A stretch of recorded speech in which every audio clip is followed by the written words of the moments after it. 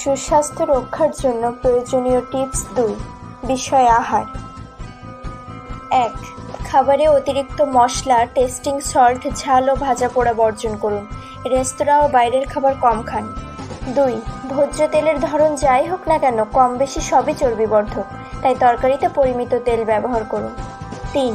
চিনির পরিবর্তে গুড় এবং ময়দার পরিবর্তে লাল আটা খান। বিকেলে নাস্তা হিসেবে গোল আলু, মিষ্টি আলু সিদ্ধ করে খান। 4. ওজন কমাতে তেলে ভাজা খাবার, কেক, বিস্কুট, চকলেট, আইসক্রিম এবং বিকেলে নাস্তার পর্ব পরিহার করুন। 5. খাওয়ার সময় ও আগে পরে আধ ঘন্টা পর্যন্ত যত অল্প পানি পান করবেন তত হজমের সুবিধা হবে। 6. গরম খাবার বা পানীয় খাওয়ার সাথে সাথেই ঠান্ডা খাবার বা পানীয় খাবেন না, এতে দাঁতের ক্ষতি হয়। 7. দেহের রেচন প্রক্রিয়াকে স্বাভাবিক রাখার জন্য প্রতিদিন কমপক্ষে 6 গ্লাস বা 1.5 লিটার পানি পান করুন। 8.